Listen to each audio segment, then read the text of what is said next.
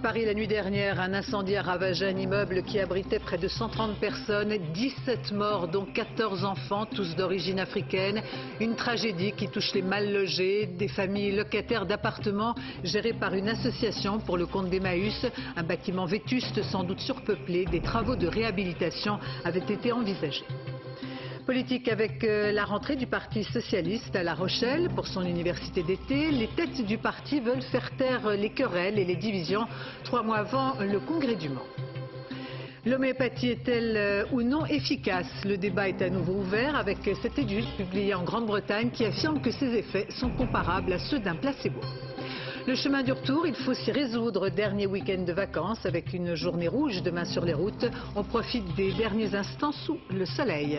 Et puis, dernier festival de l'été, le Rock en scène à côté de Paris, un cadre enchanteur, le parc de Saint-Cloud pour des groupes les plus cotés. Le public est au rendez-vous. Madame, Monsieur, bonsoir. Je vous le disais en titre, terrible bilan après l'incendie qui a ravagé en plein Paris la nuit dernière un immeuble de 6 étages dans lequel vivaient essentiellement des familles africaines. Pour l'heure, 2 blessés graves, 17 morts dont 14 enfants. Il s'agit d'un des incendies les plus dévastateurs dans la capitale, une catastrophe qui met en lumière la crise du logement social à Paris. Nous y reviendrons, mais d'abord les faits. Il était un peu plus de minuit lorsque le feu a pris boulevard Vincent Auriol dans le 13e arrondissement. Dorothée Cochard sur place et Bernard Connor. Une cage d'escalier en bois. 15 familles prises au piège. 30 adultes. 100 enfants. Aucune issue de secours. C'est par les fenêtres que les pompiers réussiront à extraire les rescapés. Un immeuble de logements sociaux manifestement surpeuplé. On a vu les flammes par la fenêtre et puis les gens qui sautaient par la fenêtre. Et en même temps que les pompiers étaient là pour sauver les vies, et puis il y avait des enfants qui brûlaient dedans. On a une très bonne amie qui a été brûlée carrément. Ils étaient en train de la réanimer, mais on ne sait pas si elle est morte ou elle est vivante. Ils ne veulent pas nous dire. 17 morts, dont 14 enfants. Rapidement, Nicolas Sarkozy se rend sur les lieux du sinistre. J'ai demandé au préfet de police que dès ce matin, on recense tous les immeubles qui peuvent présenter une situation de dangerosité en termes d'incendie et de suroccupation et qu'on voit avec la mairie de Paris et la préfecture de police comment on peut faire pour les fermer. Après le ministre de l'Intérieur, Jean-Louis Borloo, ministre de la Cohésion sociale, vient prendre connaissance des lieux. Mais certains voisins s'irritent quand il dit avoir déjà donné des logements sociaux. C'est trop tard. C'est trop tard là. C'est chaud, c'est trop tard. Je suis désolé. Tous les engagements que vous avez faits, ça n'a rien évité. Les familles ont été emmenées dans un gymnase à proximité pour se recueillir plus tranquillement. Toute la journée, à garde, incrédules, ces familles défileront pour s'entendre dire de vive voix la perte de leurs proches qu'ils ont apprise par téléphone. On était venus voir, on était la même famille, parce qu'on a les gens qui sont morts, tout ça. Bertrand Delanoë, le maire de Paris, lui aussi, est allé rencontrer ces familles. Un cruel rappel de l'incendie de l'hôtel Opéra qui avait fait 24 morts il y a seulement 4 mois. J'avais fait des demandes après le drame de l'hôtel.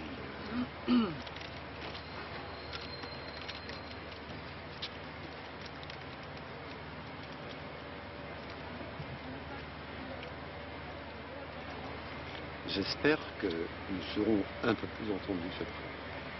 Qu'allez-vous leur proposer, monsieur le maire, pour les jours et les semaines qui viennent?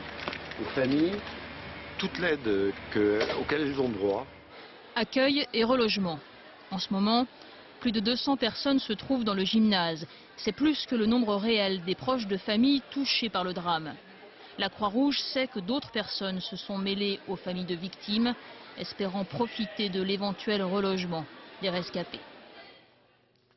On ignore encore précisément pour quelles raisons le feu s'est déclaré. L'enquête n'en est qu'à son début. Selon les autorités, c'est au rez-de-chaussée, dans la cage d'escalier, que tout a démarré, mais aucune hypothèse n'est exclue. Zindine Boudaoud, Benoît Bringer et Philippe Thiebaud. Au lever du jour, sitôt l'intervention des pompiers achevée, la brigade criminelle démarre son enquête. L'origine de l'incendie demeure encore un mystère, mais les premières constatations policières livrent déjà quelques indices. L'immeuble d'habitation du 13e arrondissement de Paris était défraîchi, mais pas insalubre selon le parquet de Paris. Le feu s'est déclaré sous la cage d'escalier au rez-de-chaussée. Un vasistas ouvert au 6e étage a créé un appel d'air. Le feu s'est alors propagé rapidement aux étages supérieurs. Il y a des traces de combustion à cet endroit-là et que les constatations sur les marques laissées au mur par la combustion font bien référence à un départ rez-de-chaussée et puis à une montée en hélice de l'incendie dans la cage d'escalier. L'hypothèse d'un court-circuit électrique est écartée puisqu'aucun câblage électrique ne se trouvait à l'endroit d'où le feu est parti. Des sacs ou des objets entreposés là ont-ils pu servir de combustible? Les enquêteurs se posent la question. Leurs investigations commencent à peine, toutes les pistes sont ouvertes. Priorité est donnée à l'identification des corps. Dès les premières heures, nous avons constaté qu'on aurait sûrement de très grosses difficultés pour identifier un certain nombre de victimes, notamment celles qui étaient dans les étages les plus élevés. Le feu a fait son œuvre.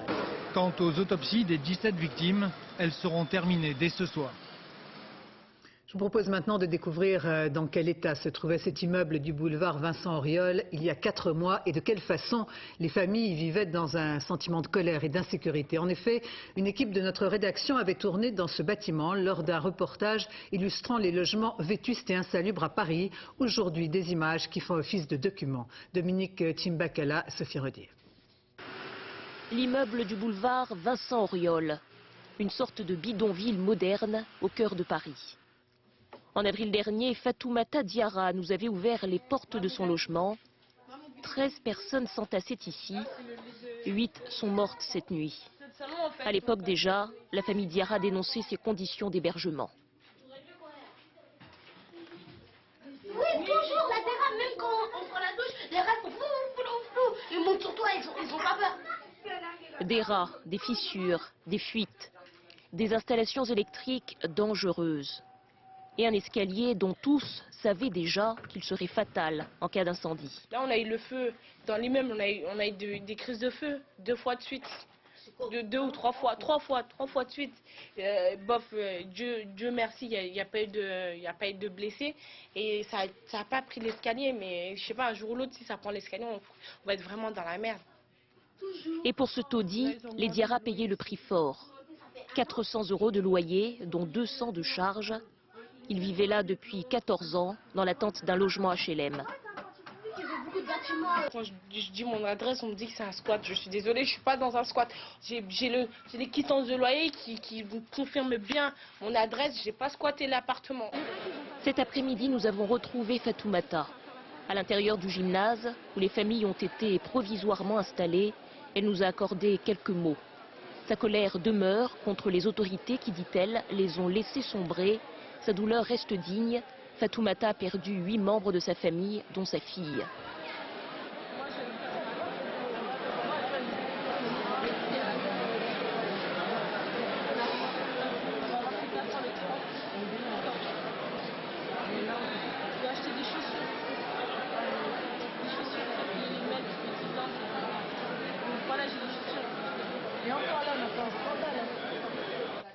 Fatoumata pense aussi aux voisins disparus, Mamoussi et ses 5 enfants.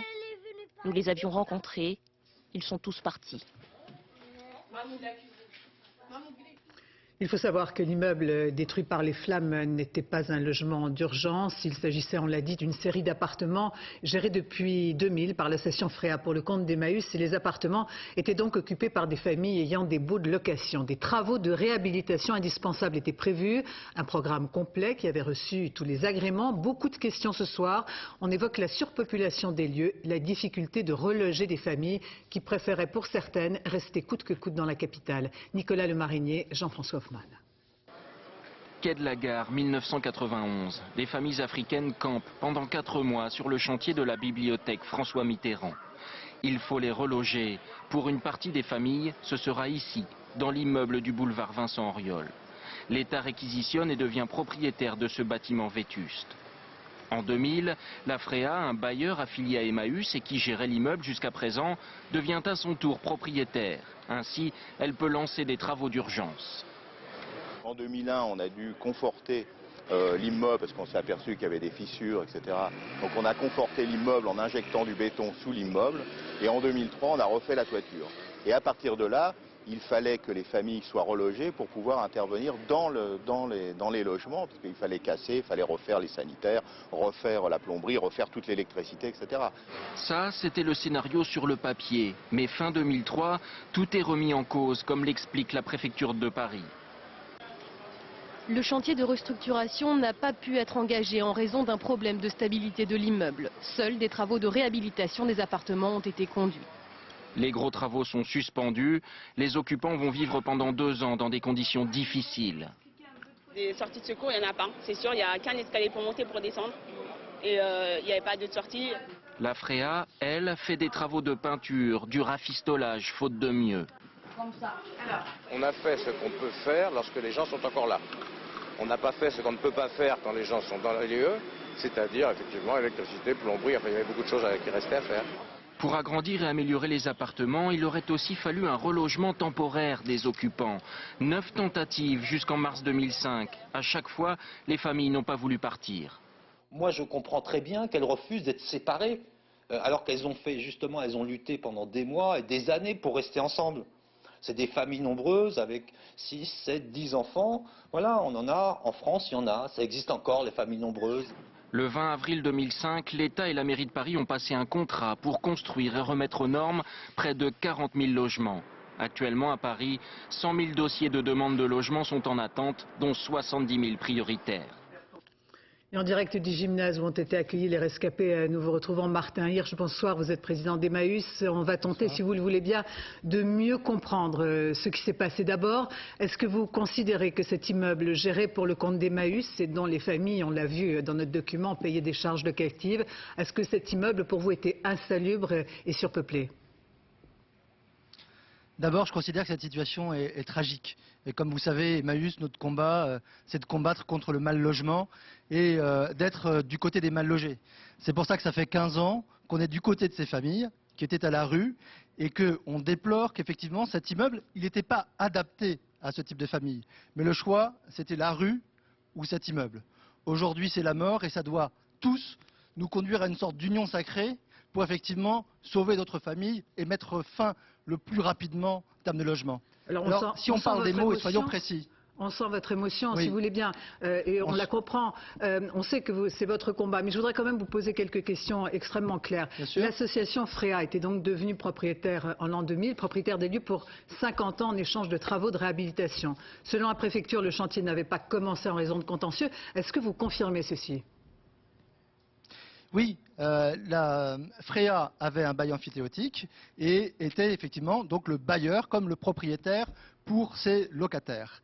Alors, vous avez posé tout à l'heure la question de l'insalubrité. Comme on l'a vu, juridiquement, ce n'est pas considéré comme un immeuble insalubre. C'est un immeuble dans lequel il y avait des travaux d'entretien réguliers, dans lequel il y avait un gardien. Bon. Alors effectivement, dire ça une fois qu'il y a eu l'accident tragique et il y a des morts, ça paraît totalement dérisoire. Mais c'est très important. Parce qu'effectivement, s'il y avait eu des risques de mort identifiés, il va de soi qu'on aurait été les premiers à essayer de trouver autre chose pour les familles. Est-ce que monsieur... Deuxième chose qui était...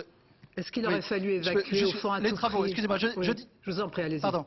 Mais aujourd'hui, je vous dirais oui, si ça pouvait sauver des gens, effectivement, bien entendu. Mais alors, pourquoi est-ce que les travaux n'ont pas été faits? Les travaux n'ont pas été faits parce qu'effectivement, il y avait une incertitude sur cet immeuble qui est dans une zone dans laquelle, compte tenu du métro, et le lien de causalité est difficile à faire, le sol s'affaissait. Donc il fallait savoir quel type de travaux fondamentaux il fallait réaliser. Mais la dernière chose qui est importante et qu'il faut souligner, c'est qu'effectivement, ces familles, elles étaient laissées au mouvement Emmaüs, parce qu'il n'y avait aucun bailleur, il n'y avait aucune ville, il n'y avait aucun ministère qui avait envie de se charger de familles avec 8 enfants. Donc quand on parle de surpeuplement, je voudrais souligner solennellement que le surpeuplement dont on parle ici n'a rien à voir avec le surpeuplement des hôtels meublés où on est là pour se faire de l'argent. C'est un surpeuplement parce que nous avions des familles nombreuses, un appartement, une famille. Effectivement, on voit ces drames-là. Il y a urgence à aller plus loin sur la politique de logement.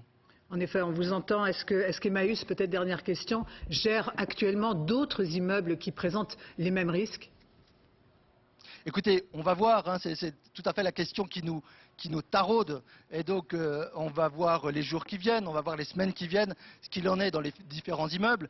Si vous voulez nous demander si Emmaüs gère effectivement des hébergements d'urgence dans lesquels on préférait qu'il y ait moins de familles, la réponse est oui. Alors, s'il vous plaît, aidez-nous les uns les autres, à ce qu'on ne passe pas des années à ne pas avoir prévu cette crise du logement qui était prévisible et à faire en sorte qu'on ne saute pas sur un fait divers malheureux pour s'agiter pendant 3 semaines, mais qu'effectivement l'union sacrée qu'on voit dans l'urgence, ça soit une union sacrée pour des réponses durables. Et vous savez qu'Emmaüs, il sera dans ce combat-là. Merci Martin Hirsch d'avoir répondu à nos questions. Merci enfin, ces numéros verts qui vont s'afficher sur votre écran à disposition des familles. Pour tout renseignement, donc 2 numéros, l'un pour des appels venant de France, l'autre pour ceux qui souhaiteraient appeler de l'étranger. Dans l'actualité de ce vendredi, une semaine avant la date de la rentrée, sachez que près d'1 million d'élèves ont déjà retrouvé les chemins de l'école. Il s'agit de ceux qui pratiquent la semaine de 4 jours. Exemple près de Strasbourg, Christine Beauce, Virginie Liado. Dernière révision pour Sylvain, 8 ans et demi, et Pierre, 6 ans. Les cartables sont bouclés, le petit déjeuner avalé, car aujourd'hui, c'est le grand jour. C'est la rentrée des classes, donc c'est un peu dur, il faut qu'on se réhabitue à l'heure.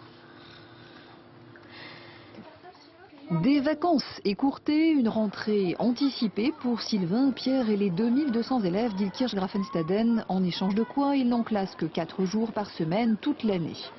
Un rythme plébiscité ici depuis 4 ans par 94% des parents. On trouve ça vraiment très agréable. Les enfants sont contents aussi. On profite pleinement de nos week-ends avec eux. On est tranquille en famille. Alors les enfants, je vous souhaite la bienvenue. Vous êtes cette année en classe de CM1. Souvent décriée en raison d'un changement de rythme trop marqué pour les élèves, la semaine de 4 jours ici a même conquis 90% des enseignants. Il faut être honnête, tout le monde n'était pas favorable à 100%, mais encore une fois, majoritairement, tout le monde l'est devenu et tout le monde apprécie également ce principe, ce système. Quant aux élèves, le verdict est sans appel. C'est mieux, même si on a moins de vacances. Cela représente exactement 12 jours de vacances en moins dans l'année et plus de temps partagé en famille grâce à des week-ends entiers. La semaine de 4 jours concerne 1 million d'élèves en France. Et le mystère s'épaissit à l'hôpital nord de Marseille. Toujours pas de raison précise à ces malaises. L'hypothèse d'un hydrocarbure, le toluène, ne tient pas et désormais ce sont d'autres pistes qui sont explorées. Isabelle Stess, Michel Comin. Dans le bloc opératoire, les docteurs sont désormais des spécialistes des affaires sanitaires. Ils analysent la moindre particule. Leur recherche porte sur une 50aine de produits industriels, le toluène, cet hydrocarbure utilisé comme solvant, étant apparemment hors de cause. On a refait des dosages concernant le toluène, mais là également ça a été pareil. Nous avons trouvé des quantités infinitésimales qui ne correspondent pas à une source réelle de quelconque produit toxique. Des capteurs fixés sur les blouses mesurent en permanence, à chaque déplacement, le monoxyde de carbone. Pas du tout de monoxyde de carbone à ce jour. Vous n'avez rien détecté en fait à ce jour? Pour l'instant, on n'a rien détecté sur les mesures immédiates qui ont été faites hier sur du monoxyde de carbone et des composés organiques volatiles. Aucun résultat non plus concernant les analyses de l'eau. Autre piste explorée, les infrasons. C'est-à-dire des sons émis à très basse fréquence. Le Mistral pourrait être à l'origine, en faisant vibrer certaines vitres, en faisant vibrer certains éléments de structure du bâtiment, à produire ces infrasons. Et ça peut provoquer des nausées, des vomissements? Il y a déjà eu des cas signalés de ce genre, donc nous explorons cette voie puisque ça a été signalé par ailleurs. Des mesures sonores seront donc effectuées lundi. Le bloc opératoire restera fermé tant que tout risque ne sera pas écarté à l'hôpital Nord. Quand on reparle de l'homéopathie avec cette nouvelle étude scientifique qui alimentera à n'en pas douter la polémique, l'efficacité de l'homéopathie est comparable à celle d'un placebo. D'après les auteurs de la très sérieuse revue britannique The Lancet, l'homéopathie n'est pas plus ni moins efficace que de l'eau sucrée. Le débat est loin d'être clos. Nathalie Sapena, Nathalie Gallet. Des gélules d'arnica pour les bleus, du gelsemium pour le stress, du camomilla pour la douleur. Un Français sur 5 se soigne régulièrement à l'homéopathie. Du vent, selon la très sérieuse revue scientifique Le Lancet, qui a analysé 200 essais cliniques. Conclusion sans appel, les petites billes ne valent pas mieux qu'un placebo. Le Lancet annonce même la fin de l'homéopathie. Les médecins doivent être honnêtes avec leurs patients sur l'absence de bénéfices de l'homéopathie. Un conseil que n'ont pas l'intention de suivre les 25 000 médecins homéopathes exerçant en France.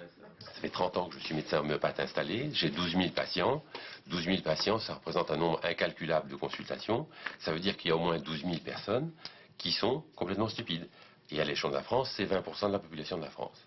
Nicole Salin se soigne depuis 15 ans à l'homéopathie et ce n'est pas l'étude du Lancet qui va lui faire changer ses habitudes. C'est certainement plus sain que de prendre tous les produits chimiques qu'on peut avaler et qui peuvent entraîner d'autres problèmes dans le corps. Donc si ça marche, c'est bien. Ça marche pas, bon, on attaque aux produits chimiques, mais pourquoi pas essayer? C'est un débat vieux comme l'homéopathie que vient relancer l'étude du Lancet. Efficace ou pas, la sécurité sociale n'a pas tranché. Elle continue à rembourser les médicaments homéopathiques à hauteur de 35%. Les menaces de transmission de la grippe aviaire continuent d'occuper l'actualité, mais le danger de contamination par les oiseaux migrateurs est jugé lointain et faible par l'Europe. Un certain soulagement donc chez les éleveurs, même si l'on reste prudent, y compris chez les ornithologues. David Bazier, Bernard Benarme. Ces poules landaises élevées en plein air, d'habitude n'intéressent pas Claude Feignet. Mais ce spécialiste des espèces migratrices est venu évaluer la probabilité d'une transmission de la grippe aviaire par les tourneaux. Les tourneaux, c'est un oiseau qui est extrêmement opportuniste et qui va très souvent s'alimenter à proximité des élevages. Pour l'heure, les zones infectées par le virus concernent des étourneaux qui migrent vers le Moyen-Orient. L'ouest de la Russie n'est pas encore concerné, mais il y a de fortes chances qu'elle le soit un jour ou l'autre dans les semaines à venir ou les mois à venir. Donc ça sera une des espèces qui peut poser des problèmes de dissémination du virus. Hier, les éleveurs du Sud-Ouest ont tout de même été rassurés. Le Conseil vétérinaire de l'Union européenne a jugé la menace lointaine et ne préconise pas l'enfermement qui aurait condamné plus de 15 millions de canards et 45 millions de poulets. Toute la filière qualité. C'est primordial, on ne pourrait certainement pas avoir les mêmes conditions d'élevage en intérieur, on aurait un effet de masse, un effet de concentration qui ferait que ça aurait certainement des influences sur la croissance de l'animal, des effets de stress, là ils peuvent profiter de l'extérieur à volonté.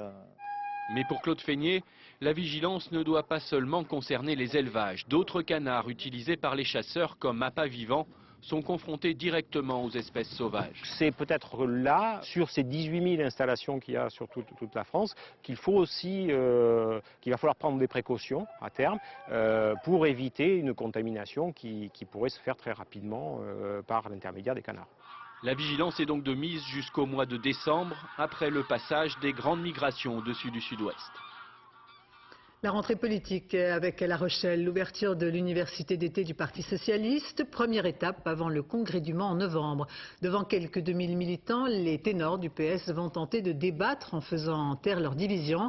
Laurent Fabius cet après-midi a fixé son cap, sa ligne politique. Il est contre un tournant à droite du parti. Alexandre Carr. C'est une bourrasque médiatique qui s'est abattue aujourd'hui sur La Rochelle. Objectif, recueillir la bonne parole de Laurent Fabius, rester silencieux cet été. Et ses premiers mots ne sont guère aimables pour la direction du Parti socialiste. Je pense que le Parti socialiste doit être encore plus ferme dans sa critique du gouvernement. Ce n'est pas normal que ce soit essentiellement M. Bayrou pour l'entendre. Bon, ce sera bien qu'on l'entende, mais il faut qu'on entende d'abord les socialistes.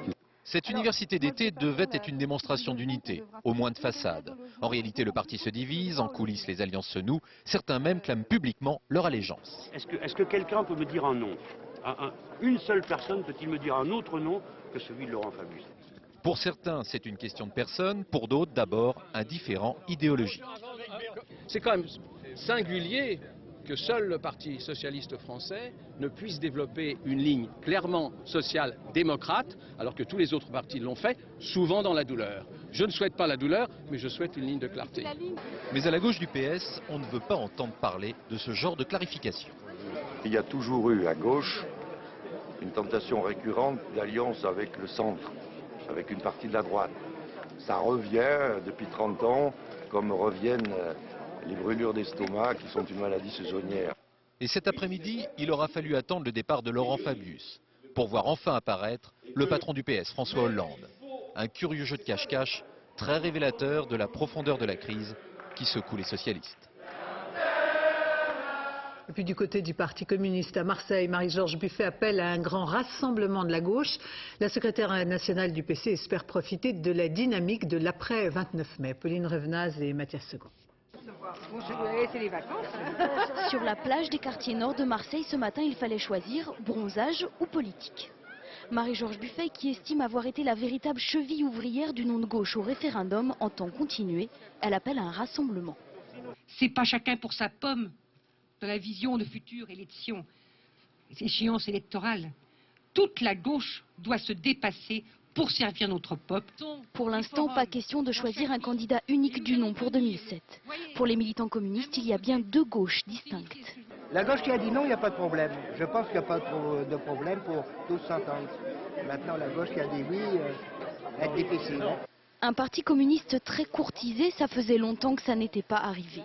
Cette année, la fête de l'humanité sera un lieu couru. Se croiseront partisans du oui et tenants du non. Quant à Jean-Marie Le Pen pour l'université d'été de son parti qui a commencé aujourd'hui à Bordeaux, il réaffirme qu'il est bel et bien le patron. Arnaud Boutet.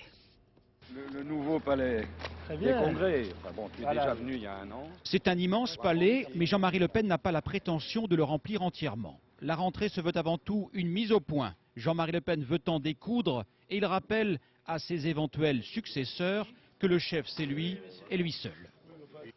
En permanence, on rappelle cette question et votre succession, eh bien, elle n'est pas ouverte. Voilà. Vous entendrez d'ailleurs, quand elle sera ouverte, il y aura le glas qui sonnera, ding, ding, ding, ding. Jean-Marie Le Pen sera candidat en 2007 à la présidentielle. Il aura près de 80 ans, un détail qui l'agace. Vous n'avez pas posé cette question à M. Charon, qui a le même âge que moi, ni à d'autres gens qui sont plus âgés que moi. Tous espèrent une multitude de candidats issus de la droite, avec à l'arrivée une nouvelle surprise. Je crois qu'on espère tous un second tour dans lequel Jean-Marie Le Pen soit confronté à quelqu'un de gauche. À 20 mois du scrutin, le président du Front National prépare la campagne dans les moindres détails. Jean-Marie Le Pen vient de lancer un appel à tous les maires de France afin d'obtenir ses parrainages pour 2007. Preuve qu'au Front National, la bataille de la présidentielle est bel et bien lancée. À Paris, Jacques Chirac recevait aujourd'hui le président de la Commission européenne, l'occasion pour le président de la République de dire ses interrogations sur le refus de la Turquie de reconnaître le gouvernement chypriote, ce qui pose des problèmes politiques et juridiques qui n'est pas dans l'esprit que l'on attend d'un candidat à l'Union. Fin de citation. À la Martinique, les familles des victimes attendent le rapatriement des corps pour pouvoir organiser les funérailles. D'autres familles sont, elles, toujours dans l'attente. Un an et demi après le drame de Sharm el-Sheikh, les 135 corps des Français victimes de la catastrophe du Boeing de Flash Airlines sont toujours en Égypte. Karine Komadzi, Zinden Berkous. À des milliers de kilomètres de leur pays d'origine, dans cette morgue du Caire, les corps de 135 Français. Un an et demi après le crash qui leur a coûté la vie, moins d'une centaine de passagers ont été identifiés. Malgré les commissions rogatoires internationales lancées par le juge au lendemain de l'accident, les familles attendent toujours le rapatriement des corps. Le juge m'a appris que dans la pratique, les rapatriements se faisaient sur des vols commerciaux et que c'était payant et que le ministère de la Justice n'avait pas forcément un budget aussi important pour rapatrier comme ça 77 personnes. Donc j'ai demandé au Quai d'Orsay de tenter d'obtenir un vol militaire pour que ce rapatriement se fasse en une fois, sans dispersion des urnes funéraires d'une même famille par exemple. Un avion militaire sera trouvé au plus tôt pour un rapatriement digne d'un grand pays comme la France. C'est ce que nous affirme le Quai d'Orsay qui y travaille en ce moment même avec le ministère de la Défense. Mais d'autres lenteurs exaspèrent les familles. Cet homme, pilote, a perdu 5 de ses proches. Son deuil, il veut le faire en étudiant les boîtes noires. Ça fait maintenant 18 mois que le juge réclame ces boîtes au gouvernement égyptien. Ils ne sont pas toujours parvenus. La tragédie en Martinique ravive de douloureux souvenirs et attise la colère. J'espérais à un moment que la mort de mes proches ait servi à quelque chose. Et maintenant, je suis tristement déçu. À la Toussaint l'an passé, les familles manifestaient pour le rapatriement des corps. En novembre prochain, elles aimeraient pouvoir dignement honorer leurs morts. En Grande-Bretagne, le sort de la petite Charlotte, profondément handicapée depuis sa naissance, son sort a été une nouvelle fois examiné par la justice. La Cour d'appel de Londres reconnaît aux médecins le droit de ne pas s'acharner. Les parents, eux, ont perdu une nouvelle bataille. Arnaud Miguet. Ce sont des rares moments comme ceux-ci qui ont poussé ses parents, Darren et Debbie Wyatt, à se battre pour leur fillette de 22 mois, handicapée depuis sa naissance. En avril dernier, la justice britannique autorisait les médecins de la petite Charlotte à ne pas la réanimer une nouvelle fois en cas d'arrêt respiratoire, bref, à la laisser mourir. Hier, la Haute Cour de justice en appel donnait raison à l'hôpital. Debbie et Darren sont déçus que le tribunal ait rejeté leur appel, ce qui veut dire que l'hôpital peut désormais ne pas pratiquer la respiration artificielle sur Charlotte si nécessaire. Pour l'hôpital, ce n'est ni une victoire ni une défaite, juste la bonne décision pour une fillette qui souffre. Nos docteurs et infirmières continueront à donner à Charlotte les meilleurs soins dans le futur. Car depuis sa naissance prématurée de 3 mois en octobre 2003, Charlotte souffre de malformations rénales, respiratoires et cérébrales. Elle ne quitte que très rarement son caisson à oxygène, mais a fait des progrès notables. Elle n'est plus seulement nourrie par intraveineuse et répond désormais à la tendresse maternelle. Darren et Debbie, tous les deux fervents catholiques qui attendent leur 4e enfant, veulent garder l'espoir. On espère qu'à cette période, l'année prochaine, on sera tous ici avec Charlotte. Pour le moment, les médecins ont donc le dernier mot quant au sort de la petite Charlotte. Les 3 juges de la Haute Cour se réuniront à nouveau au mois d'octobre. Et si les parents sont déboutés une 3e fois, ils saisiront la Cour européenne des droits de l'homme de Strasbourg. Partons pour la Floride, où le passage de l'ouragan Katrina a privé d'électricité plus d'1 million de personnes.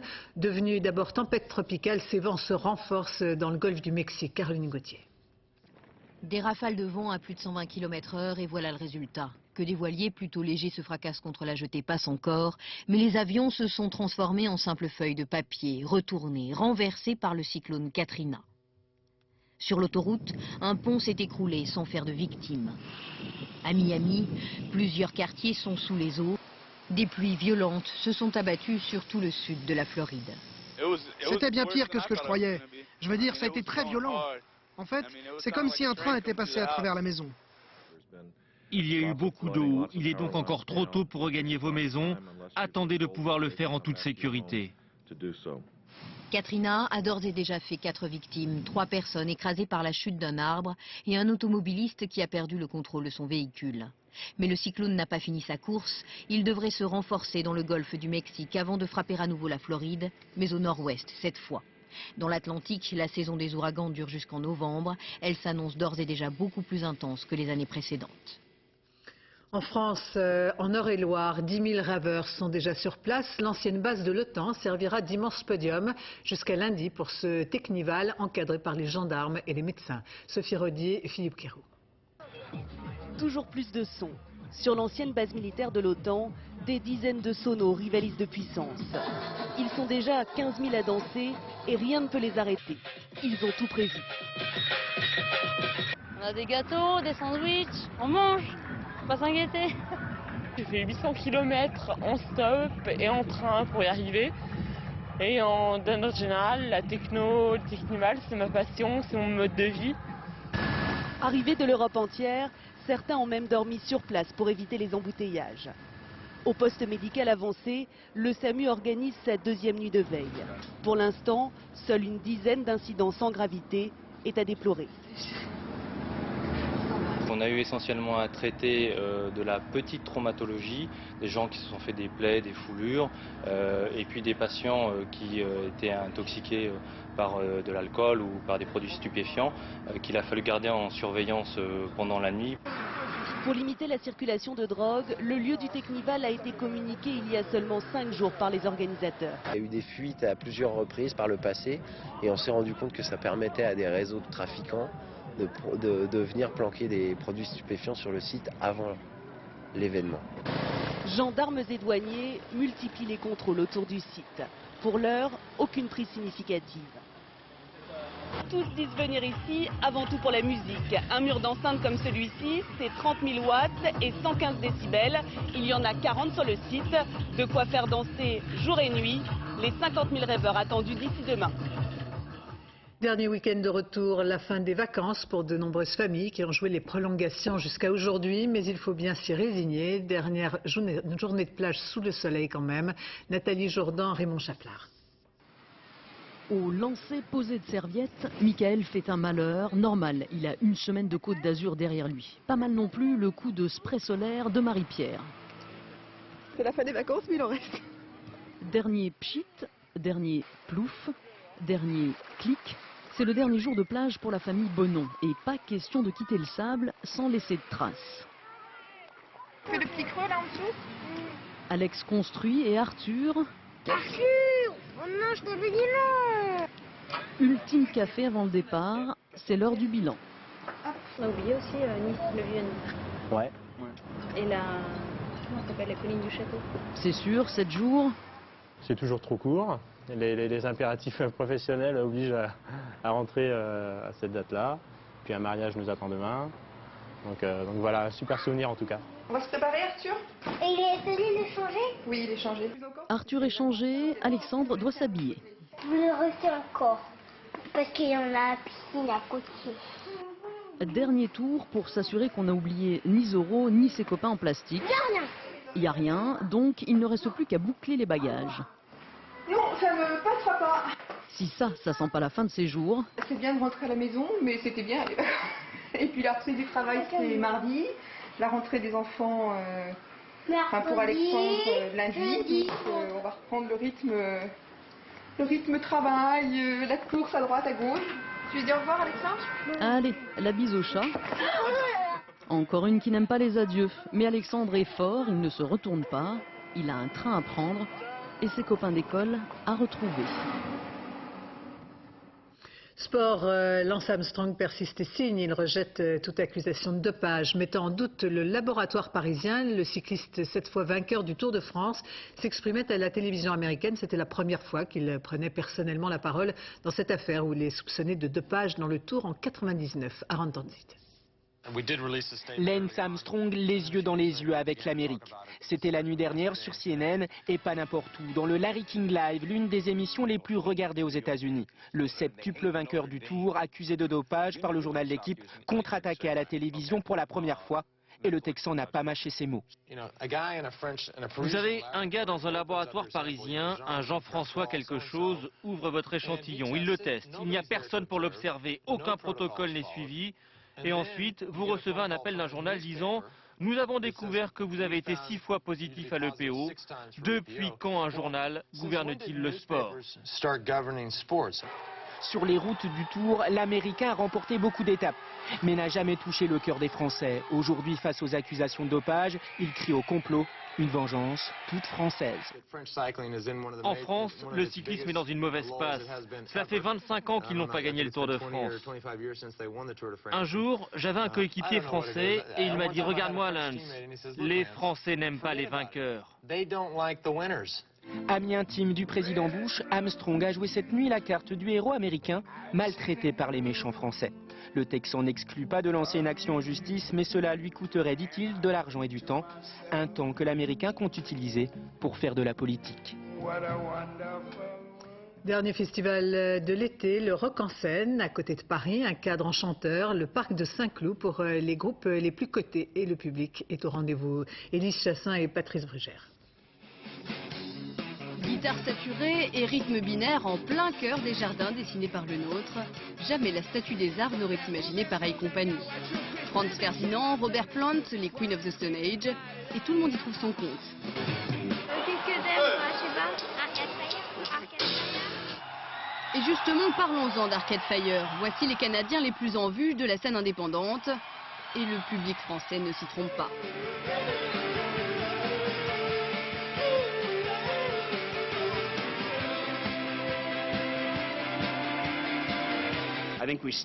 Aujourd'hui, le public nous connaît certes un peu mieux qu'avant, mais je pense qu'on a gardé la même approche qu'au début. On essaye toujours d'échanger avec lui, de le toucher d'une manière ou d'une autre. Sinon, on se contenterait de faire des disques.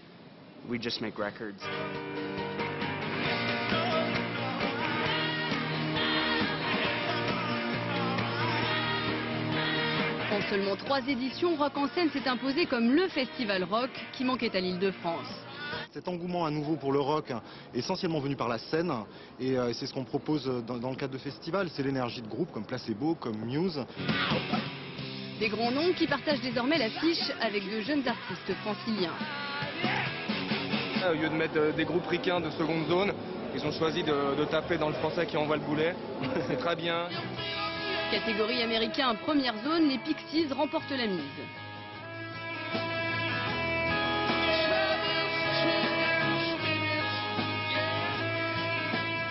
On dit que le rock'n'roll est mort.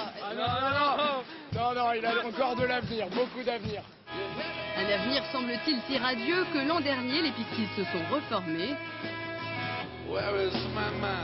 Et personne ne s'en est plaint.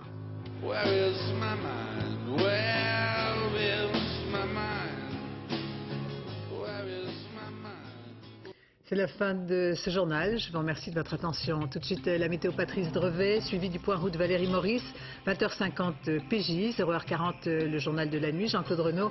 Quant à moi, j'aurai le plaisir de vous retrouver demain dès 13h. Excellente fin de soirée sur France 2.